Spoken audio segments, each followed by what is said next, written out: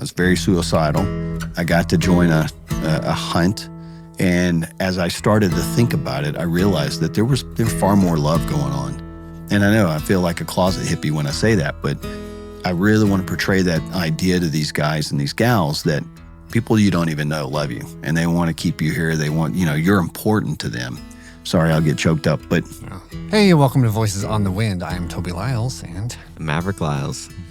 Hey, this is a podcast about catching those ideas that whisk by our heads and turning them into what they are, something significant. Today we're talking with Stephen Austin, somebody who did exactly that. I don't know very many people who so directly take their ideas and turn them into action as Stephen Austin does. Before we get to that, we have an email list. Yep, we got our email list.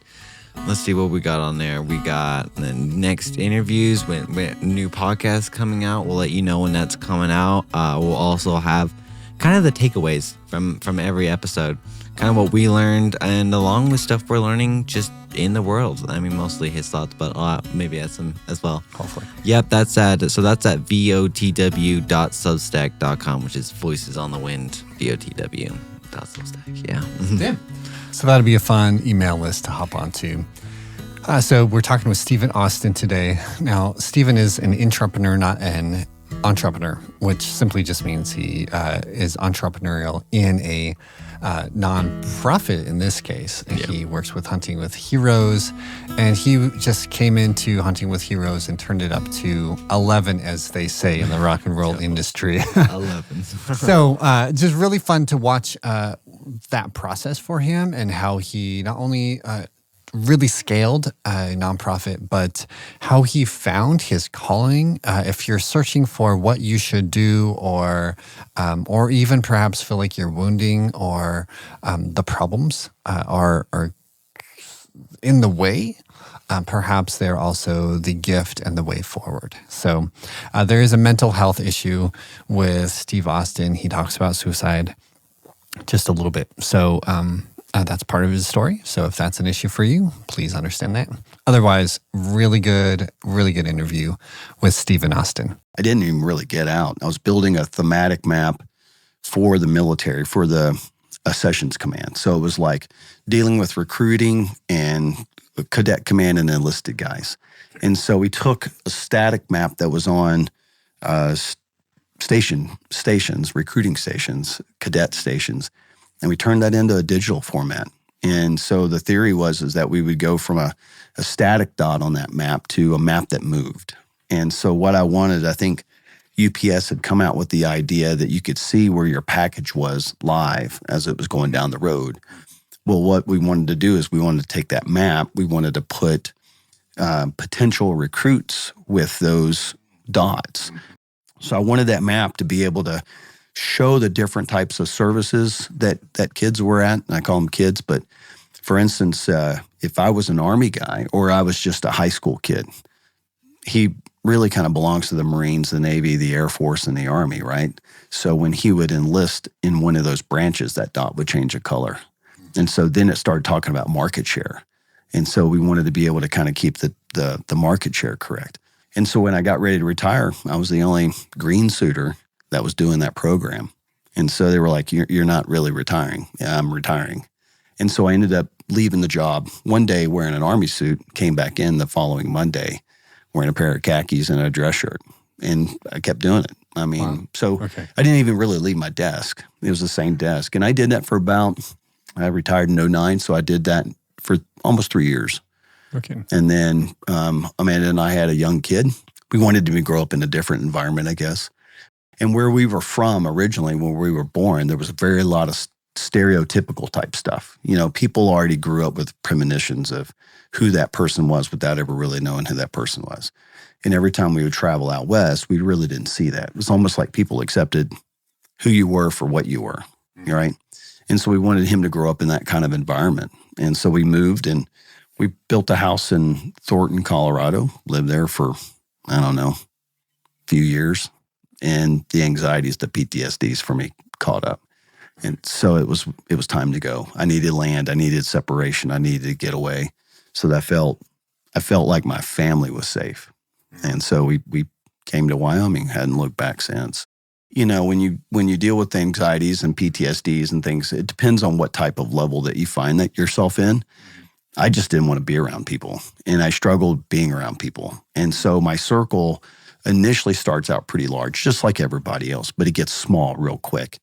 And it's the people that I trust the most that I want inside that circle. As we went along, I was getting more and more reclused. I didn't want people by me. I was starting to cut friendships out. I was very suicidal. I'm just going to be honest. I was suicidal. I struggled every day. My wife didn't like me going hunting because what do you do when you hunt? You have guns or you have bow and arrow, a compound bow. Yeah. And I was always hunting with one of my closest friends. But, I used to really worry about myself. I was in a dark place. I refused therapy. I was going to do everything on my own, just like every other soldier that I know. We can do this. We don't need help, right? And I think there's that bravado that goes behind it with, I can do this on my own. I've done everything else on my own. And I think a lot of it is, after talking to a lot of friends too, there's that separation anxiety too. You've been around people that had your back. We call it, your six, right? Mm-hmm. And you have a lot of structure. You have a lot of consistency in your day. I mean, we're talking Monday through Sunday. And so I think soldiers, after they've been out for a while, they start to really have the anxieties because they don't have their comrades around them again. And so I was going through that myself, and COVID happened. And that put everybody, even the people that I deal with, put everybody in kind of a different mindset. We had all come through these third world countries where that was the norm. And, we always felt, well, we're free. We get to kind of do what we want to do, barring some laws. But now all of a sudden we're seeing that in our country. You can't find things on the food shelf. You're having to, it was a very restrictive lifestyle, which is what we were trying to liberate people from to begin with. And so I think that really drove a lot of veterans just kind of to the pinnacle of where they, this is it. This is where we're going to do. This is going to come to our home ground, right? And so COVID didn't really help. And then my wife was at Starbucks, of all places, there across from the Capitol. And there was a sign for a banquet coming up, and it was a Hunting with Heroes banquet. And she was the one that came home and said, hey, I think you might be interested in this. I wanted to hunt. I grew up hunting. That's what I wanted to do. And so they invited me on my first, they invited me on an antelope hunt. And it was the type of event. It was moving. I think what really did it for me was there's a chapter that's called Quilts of Valor, and they have chapters all over the United States. Well, we have a Cheyenne chapter here, and these precious ladies, and I don't want to really call them old, but they remind you of your grandmother or your mom. So you do the hunt, and then after the hunt is over, these ladies, they put a quilt around you at the banquet the following night. We call it a banquet, but it's more like a big dinner. And I probably was the first guy to break down, but I was associating it with my mom being, passing away, and so I don't really even think that I got to grieve with that. I think there were some moments where you start thinking about your friends that never made it home. There were a lot of things that kind of connected with that. And I think that was somewhat of a breakthrough, because when I came out of that, I started to look to the VA for help. So anyway, I wanted to know how I could get involved. And I won't say that I even started out like the low dude. I had a bunch of different ideas. I had a lot of visions about where we could go with this. Okay.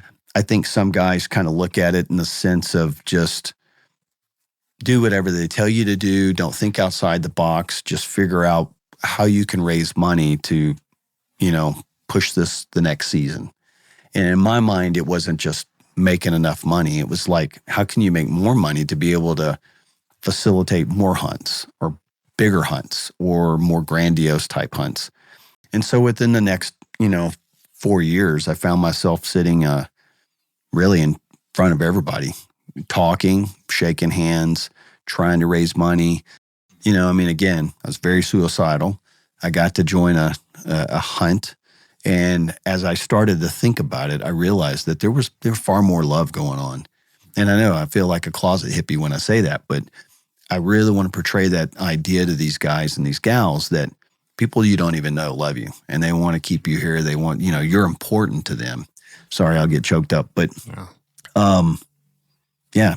That's good. How did you know that this was for you? And in that, I'm assuming that in contrast with the other organizations, okay, you probably didn't feel that same natural fit. Maybe. Yeah, this one was, why do I feel like Joe Rogan right now? Well, you look like him. You got the hat. The way we're talking, right? The way we're talking, oh, yeah. I'm sorry, you'll have to cut that out. Anyway, it was about vets. No, I mean, I love elk hunting. I love mule deer hunting. I like duck hunting, pheasant hunting. I like it all.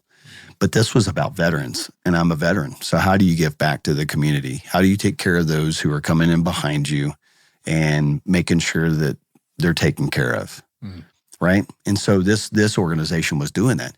In my mind, it gave us purpose, and it gives a lot of the people that are a part of the organization purpose. And I'll talk for Cheyenne that much.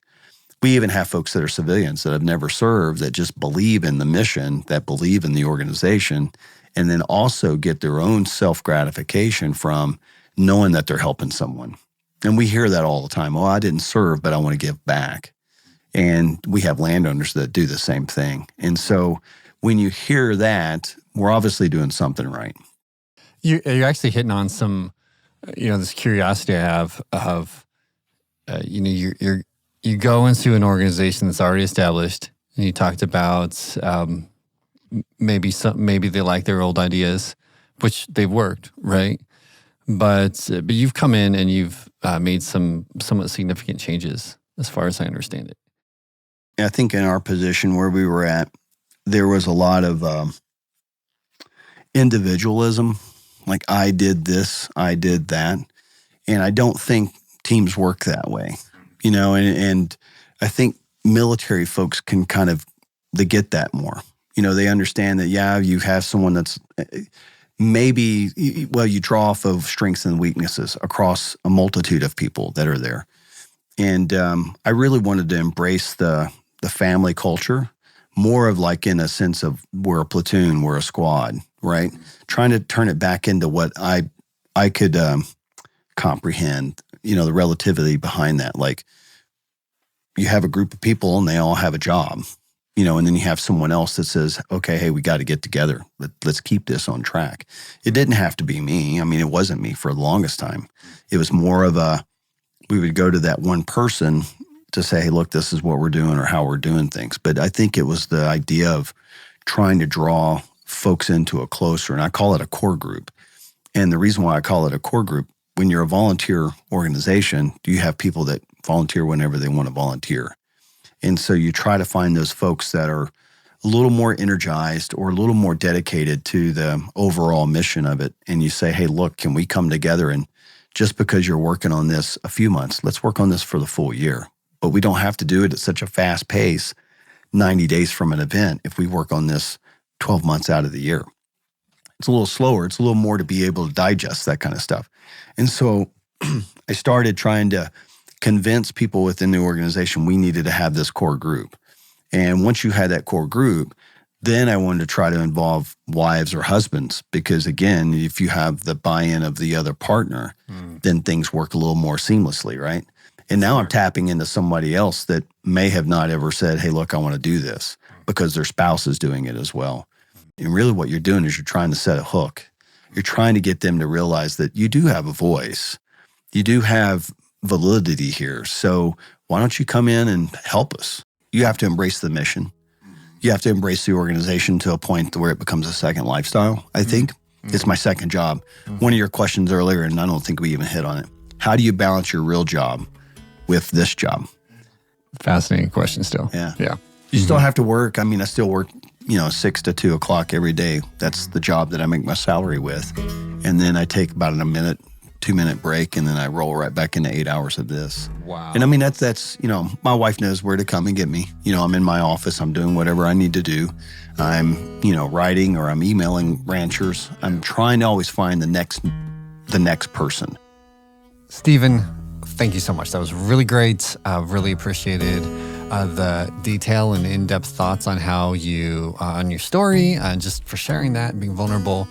I really took away from this just that go get it, make it happen, and perhaps the community side. It's just really good at keeping friends. And Stephen, I appreciate your friendship. So thank you. Yeah, you're right. And I think also had a lot of good thoughts of, even if it's not yours, you can take it, like, you can own it, you're like, you just turned it to like something different. I thought that was really cool. Like, I don't own this place, but I'm going to make it, I'm going to turn it around. And yeah, like it is yours. And I was like, good job. Yeah. So that was cool. And we kind of have something similar ish in the next episode coming up with Cody and Samantha Davis. They had they kind of took it, but mostly they just started their passion for farming and brought it to a new level, made tons of stores and kept family first. It's cool. It's a cool story. Even when the government is all the scary things you'd imagine running into, they run into and still make it through despite it. And they really persevere. So that's next on the podcast. Thank you for listening, and happy sailing.